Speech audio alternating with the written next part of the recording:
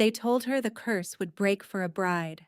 They told her that the right woman, high-born and pure and willing, would climb the mountain in winter, speak the oath before the stone circle, and the darkness binding the king of Ashenvale would shatter like old ice. They told her this for 3 years.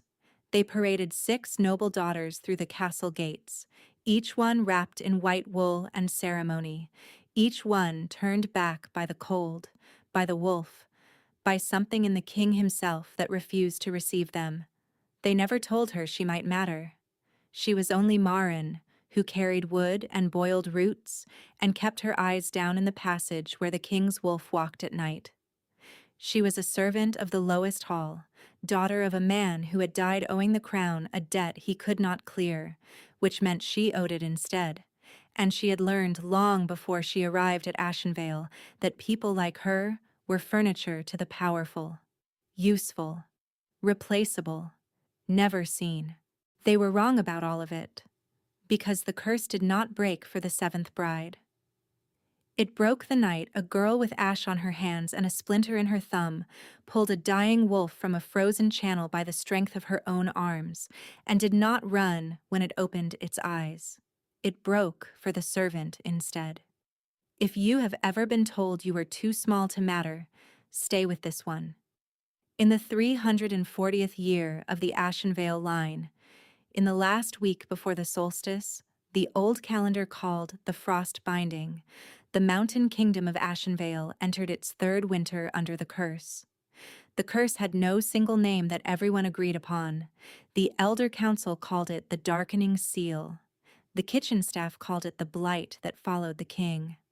The village women outside the gates called it the Wolf Grief, because that was the thing you noticed first if you arrived at Ashenvale in winter. The wolves gathered too close to the walls, more of them each month, their breath hanging in the air like the exhalations of a single enormous creature slowly losing patience. Marin called it none of these things. She had been at Ashenvale for 2 years, and she was occupied, mostly, with surviving it. She had arrived at 17, sent north by the magistrate in the valley town of Corveth as settlement on her dead father's obligations. The magistrate had written a tidy record of it. One Moran, 2nd daughter, herein transferred to service in the household of the Crown of Ashenvale in lieu of 3 years' unpaid grain levy. She was not asked. She was not given time to grieve. She was loaded into a cart with 3 bolts of requisitioned linen and delivered like goods. The castle had received her the same way. A steward had checked her against a ledger and assigned her to the lower halls, where the fires were smallest and the work was largest. She cleaned grates. She hauled water. She carried split wood from the outer yard to the upper corridors before dawn, when the cold was still total and the stones rang under her boots. And she did not complain, because complaining was a luxury that required someone who cared to hear it. 2 things had kept her steady in those first months.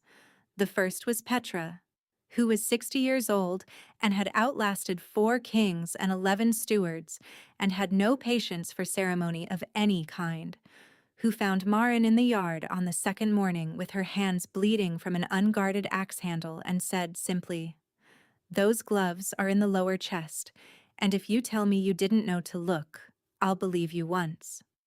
Petra became the fixed point Marin navigated by. She was not warm, exactly, but she was consistent, and in Ashenvale, consistency was its own form of kindness. The second was the wolf, not the pack outside the walls, the one inside, the king's wolf, the great dark animal that moved through the lower passages at night with a silence that should not have been possible for something that large. Marin had first seen it on her 4th day, crossing the arch between the old washroom and the wood passage, and she had pressed herself flat against the stone and held her breath and waited to die or to be noticed. The wolf had stopped.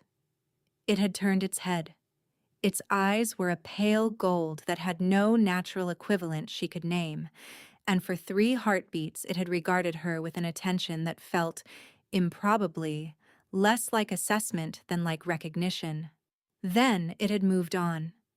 She thought about that often in the following months, when she was tired and cold and the steward Varric had just reminded her, for the third time in a week, that her labor belonged to the crown and her complaints belonged nowhere. She thought about the wolf's eyes. She thought about the fact that it had seen her. King Aldrich she did not see for 6 months. He was kept, by the curse's logic and the council's management of it, largely from the lower halls. He presided over the great hall at formal meals she was not permitted to attend. She knew him by reputation and, by the changes that moved through the castle when he moved through it. Attention that arrived before him and released after. A quality of the air reorganizing itself, servants adjusting their trajectories without knowing why. She knew his name and his history the way you know a weather pattern. She understood the shape of him before she understood the man. In the second autumn, she heard Lord Varric in conference with the eldest council member, a man named Holt, through the thin interior wall of the wood passage. She was not meant to hear it. She learned not to breathe. "The seventh bride arrives at new moon," Varric said. "Lady Thessaly of the Holmvale. Her father has negotiated favorable terms. She has agreed to the oath ceremony." "She will refuse it on the night," Holt said. "The same as the others. The curse reads her. It reads all of them. You cannot fake the willing." "Then we escalate." Varric's voice was flat and certain. "The king does not know what I have arranged with the Holmvale faction. When Lady Thessaly fails, the council takes the binding into its own hands, the severance right. The king's wolf severed from its anchor, and Aldrich reduced to what he is without it. A manageable man, a figurehead. The council rules Ashenvale in truth, as it should have done from the beginning." Silence. Then Holt, quieter. "And if the wolf chooses someone before we can perform the rite?" "The wolf has lived inside these walls for 3 years and shown no preference for anyone," Varric said. "I am not concerned." Maren pressed her palm against the stone and said nothing, and memorized every word. She did not know what to do with it. She was a servant girl from Corveth, with a 3-year debt to work off, and no standing in the court, and no name that Varric had ever bothered to learn. She told Petra that evening, speaking quietly over the scrubbing of a pot. Petra's hands did not slow. "Did you hear which night?" Petra said. "New moon, 14 days. Then keep your head down until something changes." Petra set the pot aside. "And stay away from Lord Varric's passages after dark." "What do I do with what I know?" Petra looked at her steadily. "You survive it. That's the first thing. Past that, we see what happens." Things did not wait. On the 4th night after she heard Varric's arrangement, the temperature fell so quickly that the channel behind the east wall iced over in a matter of hours. Maren was crossing the outer ward with a load of split wood when she heard the sound from the channel's edge, a weight in water, heavy and struggling, the particular sound of something large and exhausted failing to find purchase on ice.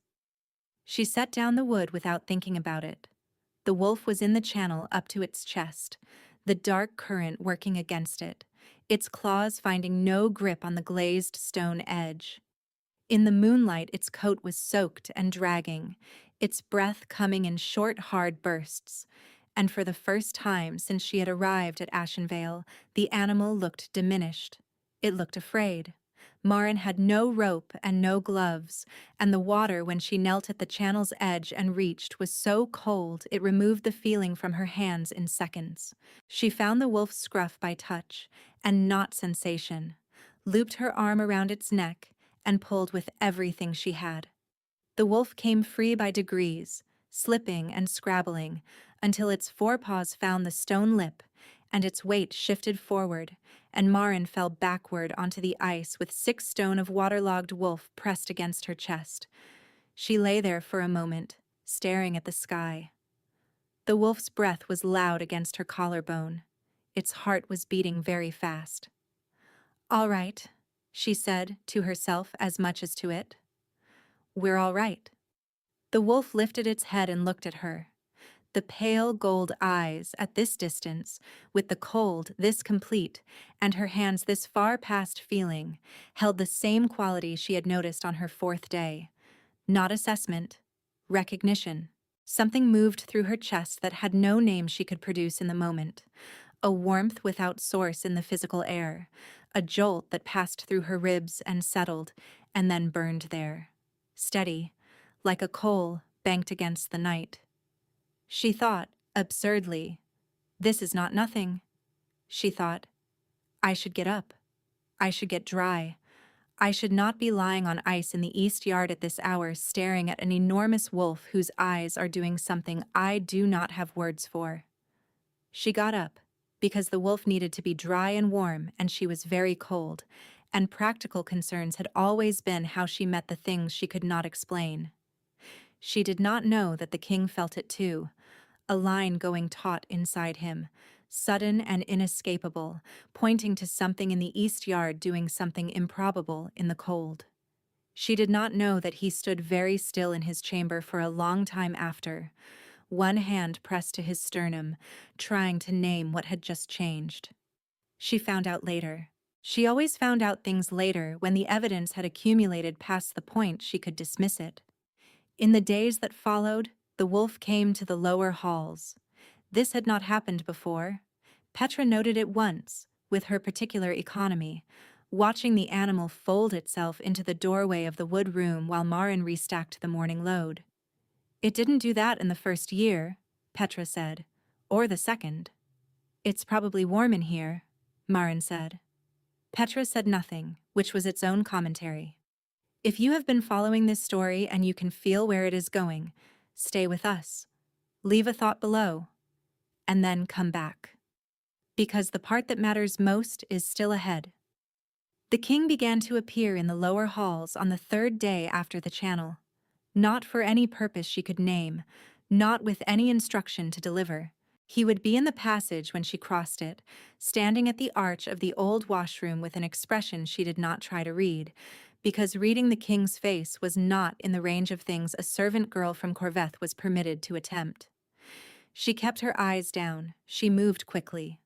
She noted, because her body noted it without her permission, the warmth that moved through her when he was near, the same warmth as the channel's edge, and she told herself repeatedly that it was the torches, the fire, any of a dozen sensible explanations. He stopped her in the passage on the fifth day. She was carrying a lamp and a bundle of rags for the upper gratework, and he stepped out of the arch and into her path, and she stopped and looked up because there was no alternative. He was taller than the reputation had suggested. His face was not the face of the portraits in the great hall, which showed a young man before the curse, and gave him a brightness the current man had replaced with something harder and quieter. He wore the age of 3 difficult years in the lines around the eyes, a slight crookedness to his nose from an old break, a scar at the angle of his jaw she had not been close enough to notice before. He was looking at her with an expression she could not categorize. "You pulled the wolf from the channel," he said. It was not a question. She answered it anyway. "Yes, my lord." "Why?" She considered this. "It was drowning," she said. He looked at her for a moment longer than any superior had ever looked at her, without then either dismissing her or assigning her a task. Then he said, "Your hands." She looked down. The cold damage from the channel had left the skin of both palms cracked and reddened, and she had been applying the rendered fat Petra kept for such things, but they were not healed, and they showed it.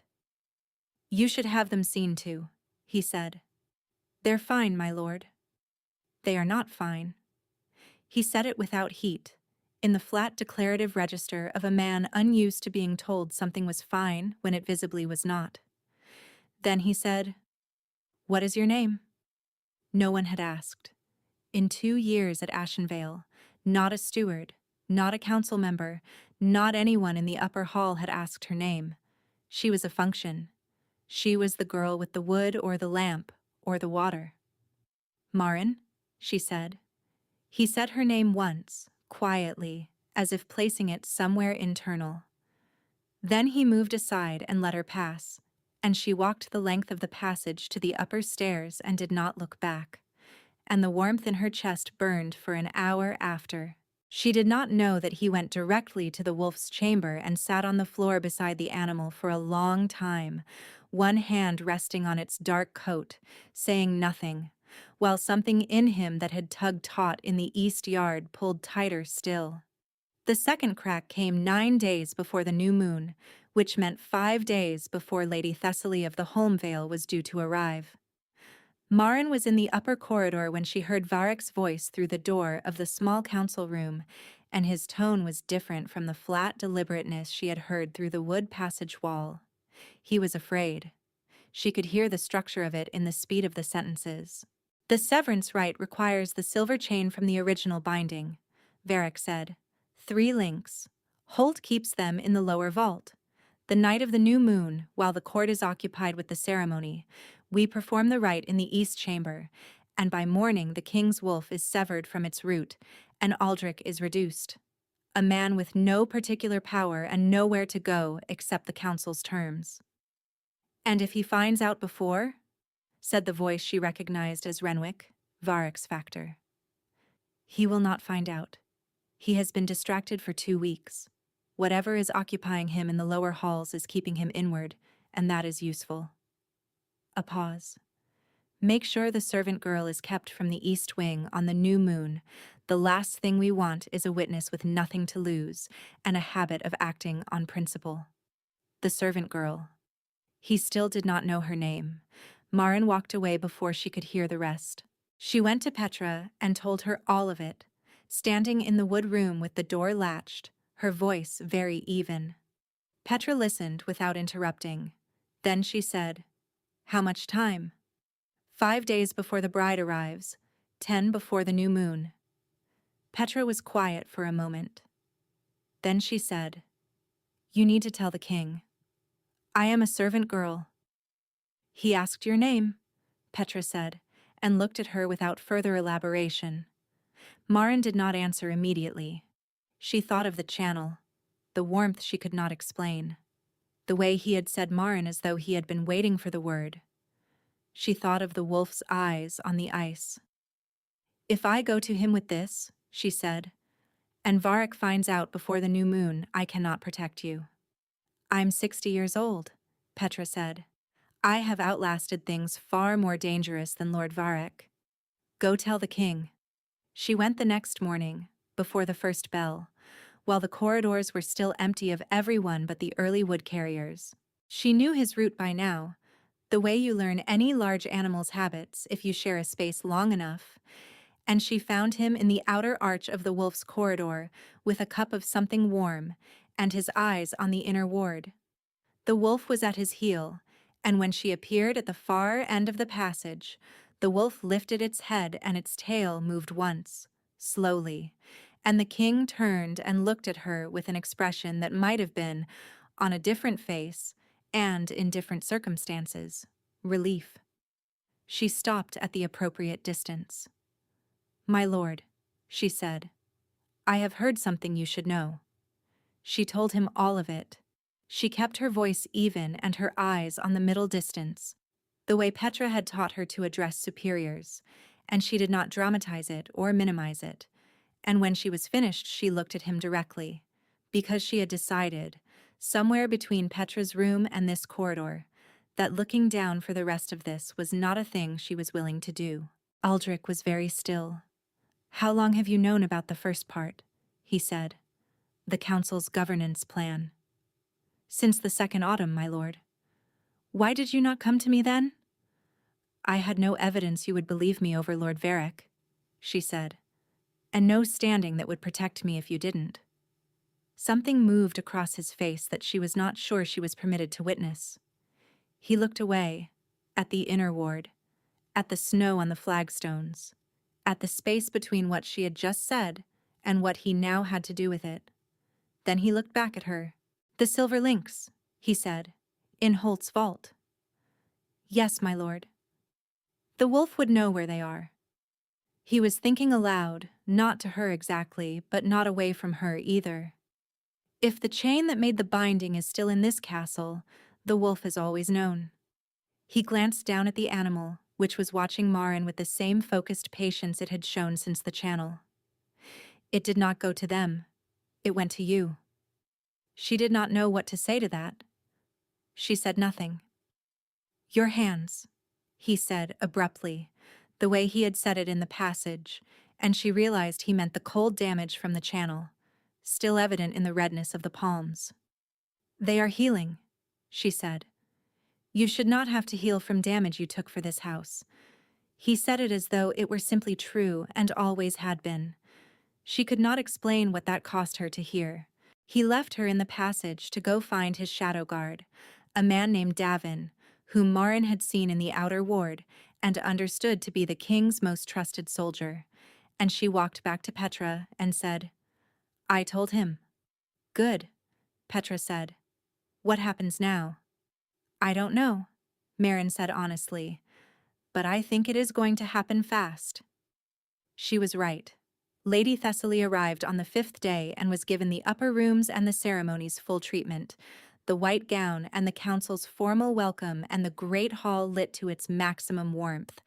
And Marin watched from the corridor where she was not supposed to be watching, and registered a tall woman with a composed face and the expression of someone doing a difficult task for family reasons, which was not the same as wanting. The oath ceremony was set for the night of the new moon. 5 days. In those 5 days, 3 things happened. The first, Aldrich asked her to walk with him in the inner ward on the 2nd evening, which was not phrased as a request, but landed as one, and she walked beside him in the cold, with the wolf at their left, and tried not to feel the heat of him at arm's length, tried not to notice the way the wolf kept angling its body between them and the walls, as though guarding them both from something. What was your father's name? He said after a long silence. She told him. I know the name, he said. It was a creditor's claim on a debt the levy collector had already discharged. Holt's faction managed the records of it. Your being here is not a legitimate transfer. The cold settled into her differently after that. Harder, more real. I have been here 2 years, she said, on a false debt. Yes. He said it without softening it, because she had asked for the plain fact. I am sorry for it. She thought about the 2 years. She thought about the cart ride north and the ledger she had been checked against and the steward who had not asked her name. She thought about the morning she had arrived, cold and frightened and determined not to show either, and how long she had been carrying what turned out to be a lie.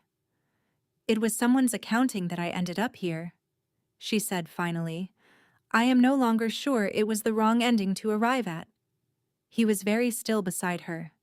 The second thing, Davin confirmed, 3 days before the new moon, that the silver links existed in Holt's vault, and that Holt had been seen removing them and returning them on 2 occasions, as though rehearsing. Aldrich now knew what was planned and when and by whom, and his face in the corridor when Davin reported it was the face of a man who had been told something he had suspected and had hoped, against the evidence, was not true. Marin was not in that corridor.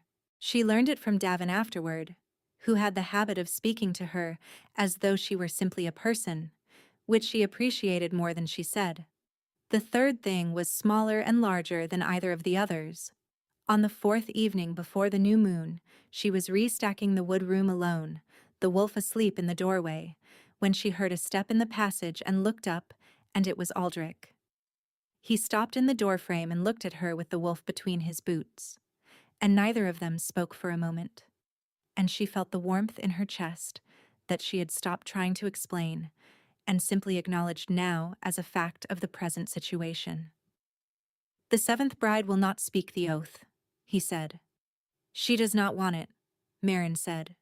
No. He looked at her. The curse requires the willing. The curse has been turning back the unwilling for 3 years. He paused. I was told, when the binding was placed on me, that the one who would break it would not look the way I expected. The wolf woke in the doorway and put its chin on Marin's boot. She looked down at the animal. She looked up at the king. She said, "My lord," which was the only thing she could produce. He said, "I know," which answered something she had not managed to ask. The night of the new moon came in fast and cold, the kind of cold that pressed against the walls and made the torches flutter inward toward their stones, and the great hall filled with the court for the seventh oath ceremony, the nobles in their seated rows, the foreign observers from the lowland holds who had come to witness or to measure, Lady Thessaly in white at the circle's center with her composed face and her family's hope on her shoulders, and Varric on the dais in his council chain with an expression of managed patience covering something else entirely. Marin was not supposed to be there. She was a servant, and the hall was a formal occasion, and her place was the lower corridors.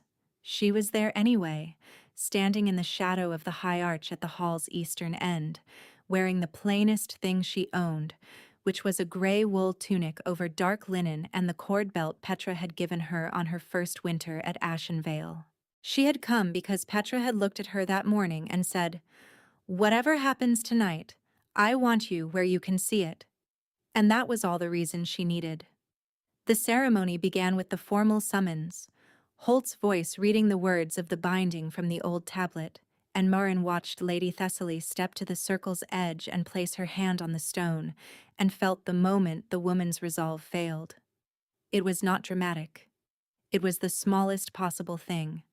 A breath held too long, a finger touching the circle stone and then drawing back a fraction, the eyes going to the floor instead of the altar. Lady Thessaly said quietly, "I cannot." The hall received this in silence. Varric rose. He did not look surprised. He had planned for this, had planned around it for months, and his expression as he rose was the expression of a man arriving at the portion of the evening he had been waiting for. He had the chain in his hands before the hall had finished processing Lady Thessaly's refusal. 3 dark links of silver, each one the size of a finger joint, connected by what looked, in the torchlight, like ordinary metal, but moved in his hands with a heaviness that was not ordinary. Severance silver, the original binding's chain. "The ceremony has failed for the 7th time," Varric said, addressing the hall with the calm of a man making a board announcement. "Under the Council's emergency charter, I am authorized to proceed with the severance rite, which will restore order to Ashenvale by separating the King's Wolf from its cursed anchor and returning governance of this house to the Council's stewardship." Holt, seated, was very still, watching Varric with the expression of a man who had agreed to something and was beginning to wonder if the shape of it was different than he had been told. Varric moved toward the hall's east arch. He would need the wolf for the rite. The wolf was in the lower corridors. He was moving toward the wolf. He was moving toward where Marin stood. She did not move away from the arch. She stood in it, and when Varric came close enough to see her in the torchlight, he stopped. His expression shifted from the manufactured calm into something less managed. "Get out of the way," he said. "Lord Varric," she said, "what you have told the Council is not the full account of what the severance rite will accomplish." The hall was silent. She was aware of every person in it, the assembled court, the foreign observers, Lady Thessaly still at the circle's edge, Holt in his seat with his hands very still on his knees, all of them listening. She had not planned a speech. She had a single fact that needed saying. "The severance rite severs the wolf from its anchor," she said. "The anchor is not the king. The anchor is the bond. Severing the bond kills the wolf. It does not produce a manageable king. It produces a dead wolf, and a king beyond governance by grief." She looked at Varric steadily. "You plan to tell the Council this after the fact?" "You are a servant girl," Varric said. "Get out of this hall." "She is right," said Holt from his chair, quietly and with great weight. He had gone pale. He looked at the chain in Varric's hands. "That is what the tablet says. That is what the severance rite does." The hall exhaled. Varric turned. He had not expected Holt. He had expected Holt's compliance, which was a different thing, and which Holt had clearly spent the last 4 days reconsidering. In the breath of the hall's exhale, the east door opened. The wolf came through it first. It came at the pace of something that did not need to hurry, which was the most terrifying kind of speed, and behind it came Aldrich with Davin at his left and 6 of the castle guard at his flank, and the air in the hall did the thing it did when he entered. Reorganized, compressed, attended. Everybody in the room leaned fractionally toward the door without knowing it. Varric held up the silver chain. Aldrich looked at it. He looked at Varric. He looked at the hall, at Holt still pale in his chair, at Lady Thessaly at the circle's edge, at the foreign observers who had come to see what Ashenvale was and were seeing it now in a form none of them had anticipated. Then he looked at Marin in the East Arch, and the look he gave her was brief and total and contained something she would spend a long time afterward trying to find a name for. He walked to the center of the hall. 340 years of Ashenvale kingship had built the hall's response to that walk into the stones themselves. The assembly did not sit. It stood, by instinct, by something older than protocol, and the standing was not deference, it was witness. Aldrich stopped 3 paces from Varric. "You have held this council for 11 years, he said. He did not raise his voice. You have administered this house through 3 campaigns, 2 harvests, and a plague year, and I have trusted your management of the records because I was occupied with matters you suggested I prioritize." A pause. "I have recently learned which matters you suggested and why." Varric's hand tightened on the chain. "My lord, the council's authority under the emergency charter is clear. This house requires stable governance, and the Wolf Bond is an instability." "The Wolf Bond," Aldrich said, "has never threatened this house. The only threat to this house has come from the men who wanted to manage me by breaking it." He held out his hand. Not toward Varric, toward the wolf. The wolf came to his hand, and the warmth that moved through the hall was not from the torches. It was a color change in the air, gold bleeding into the cold blue of the stones, and the foreign observers inhaled as one, because what they were watching was not political theater. It was something older and less deniable. The bond. Alive. Acknowledged. Varric took 3 steps back.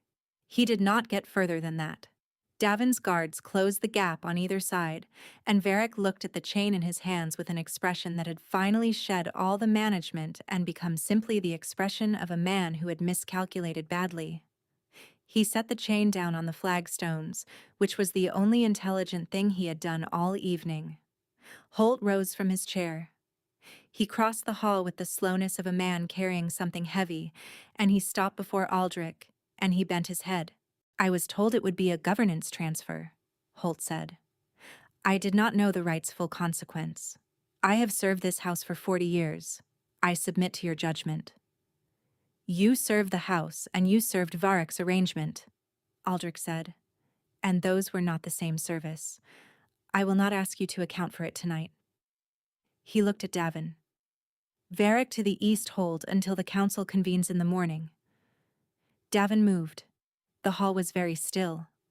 Then Aldrich turned, and he walked back through the cleared center of the hall, and he walked past the circle stone and past Lady Thessaly, who stepped aside with an expression that was, Marin thought, not entirely unmixed with relief, and he walked to the east arch where Marin was standing.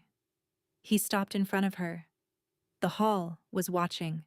For 2 years she had learned to be invisible, to fit her presence into the space between other people's attention, to make herself small enough that nobody had to deal with the inconvenience of seeing her.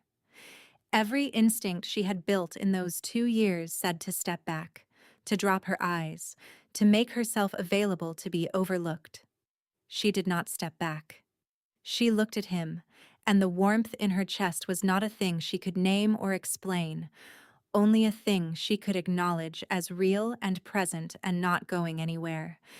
And she thought of the channel and the wolf's eyes and the way he had said her name in the passage as though it had weight. "You knew about the rite," he said. "Davin told me when he confirmed the vault," she said. "I had time to learn what the rite would do." "And you put yourself in Varric's path in the East Arch." "Someone had to say it before the hall," she said. "I was there. I had the information." She paused. "And I am not easy to overlook when I have decided not to be." Something shifted in his face that was the closest thing she had seen to the mask falling. It was small, the set of the jaw releasing by a fraction, the lines around the eyes changing, an unguardedness she thought had probably cost him something to produce, in a full hall in front of every observer Ashenvale had. The wolf sat down beside her boot. Aldrich looked at the wolf. He looked at her. "The curse required the willing," he said. "Yes," she said. He went to one knee on the flagstones of the great hall, the hall that had dismissed 6 noble daughters and never asked a servant girl her name, and the motion was deliberate and unhurried, and in front of every witness Ashenvale had assembled, and the hall went so quiet that she could hear the torches. "Marin," he said. Just that. Just her name, which was the breaking point line, which was the thing she had waited for without knowing she was waiting for it. And she felt the warmth in her chest pull outward like a cord going taut and then releasing into something larger, and the curse moved through the hall in a visible way, gold light spreading from the circle stone outward through the mortar lines of the floor, reaching the walls, climbing the arches, and the wolves outside the walls answered it, a sound that was not howling exactly, but was the sound of a very large thing exhaling after a very long time. The curse broke. It broke for the servant instead. The gold light faded into the walls and left the hall looking, for a moment, like a different hall. The same stones, the same torches, but brighter, as though the building had been holding its breath for 3 years and had just remembered how to breathe. Aldrich rose. He took her hand, the cracked, reddened palm she had damaged in the channel, and held it with the care of someone handling something they had decided they were no longer going to allow to be treated carelessly.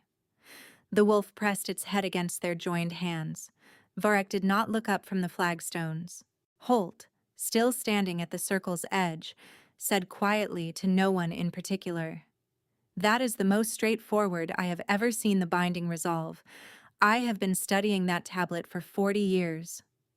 One of the foreign observers, a heavy-set man from the lowland holds who had come to Ashenvale expecting to see a ceremony and a failure, said, equally quietly, to his companion, "That is not what I was told to expect."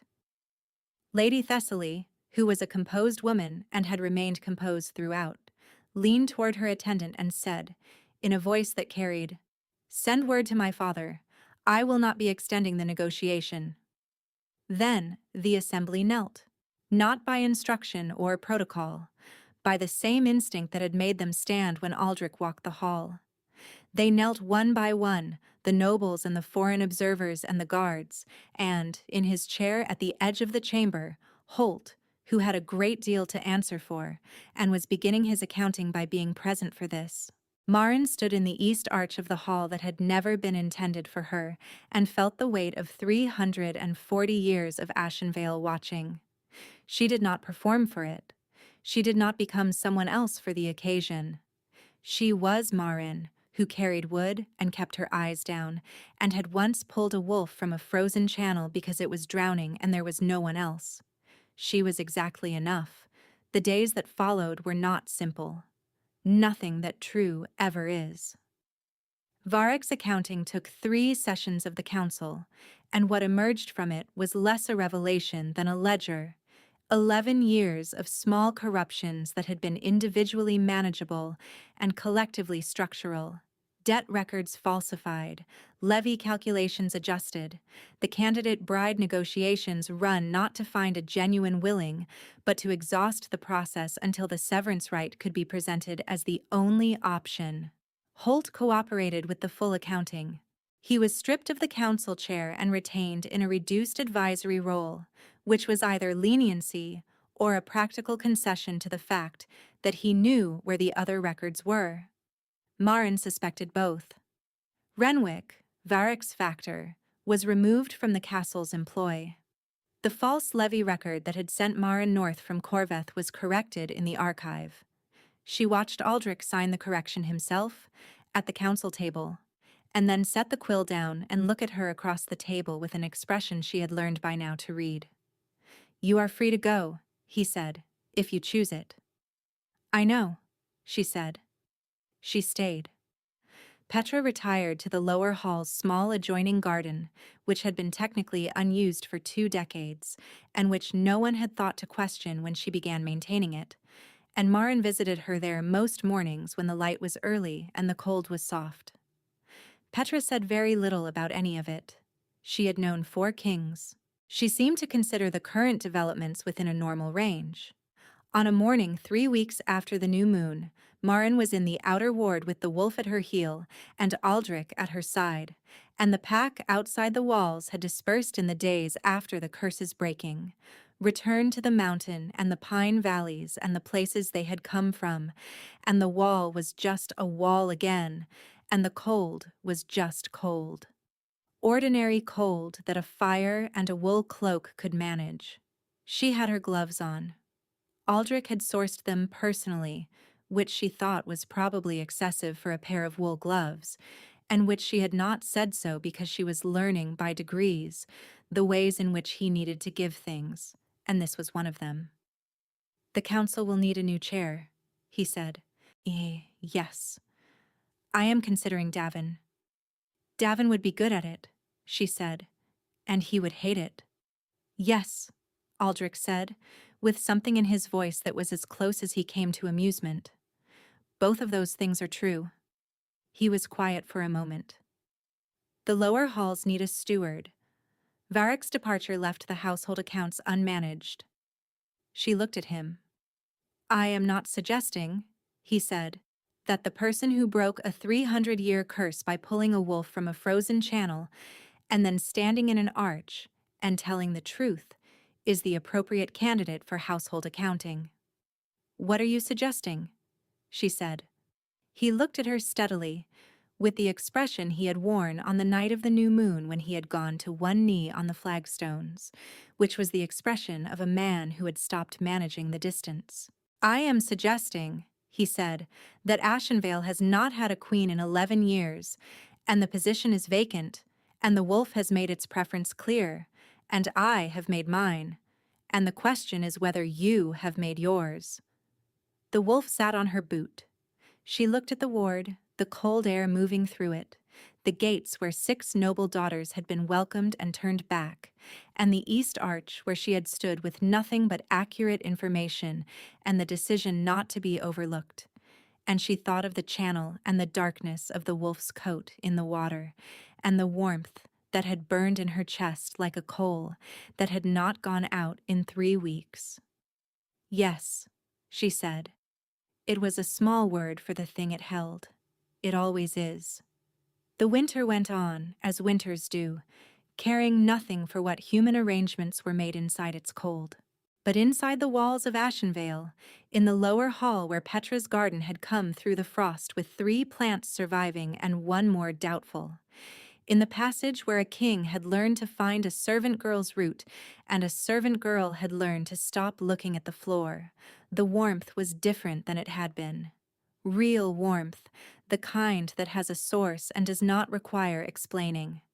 She did not carry wood alone anymore. This was not because the work had changed, but because Aldrich had the particular habit of appearing in the lower corridors in the early morning and finding tasks that needed doing, and she had the habit of not sending him away, and the wolf had the habit of sleeping across both their boots simultaneously, which made both of them largely immobile until it chose to shift. the scar on his jaw, the crookedness of his nose from the old break, his hands, which were not a king's hands but a soldier's, the skin across the knuckles thickened from 20 years of the things kings who are also soldiers must do. She had learned his face by now, the way it moved when he was about to make a decision, and the way it moved when he had already made one and was simply waiting for the world to catch up. He had learned hers too. She knew because of the quality of his attention when she spoke, the way he tracked the precise formulation she chose, the fact that he had never once, in all the weeks since the new moon, told her that what she was saying was fine when it was not. That mattered. She had not known until she had it how much that mattered. On the morning of the frost-binding solstice, which was the old name for the night the curse had been set, and which they had both decided, without discussion, to simply live through rather than commemorate, she was standing at the window of the east corridor, watching the mountain show the first light of a clear day, when she heard him in the passage behind her. She did not turn. She heard him stop. "The mountain is clear today," she said. "It is?" he said. She looked at the light on the snow. The wolves were gone from the walls, dispersed to their own territories, and the morning was quiet in the way that mornings are quiet, when something that has been wrong for a long time has been corrected, and the world has not yet caught up with its own relief. His hand, the soldier's hand with its thickened knuckles, settled on the stone beside hers. She turned her own hand palm up. He placed his hand in it. The wolf was somewhere below them, curled in the wood room where it was warm, alive and choosing and at rest. Petra was in her garden with the doubtful plant, which had, against all evidence, survived. Outside the gate, the valley road went south toward Corveth and north toward everything Ashenvale had not yet become, and the morning was clear and cold and entirely ordinary. She held the hand of the King of Ashenvale in the east corridor and felt the warmth in her chest. Not a coal now, but a fire, steady and deliberately tended and in no danger of going out. Her name was Marin. She had been furniture once. She was not furniture anymore.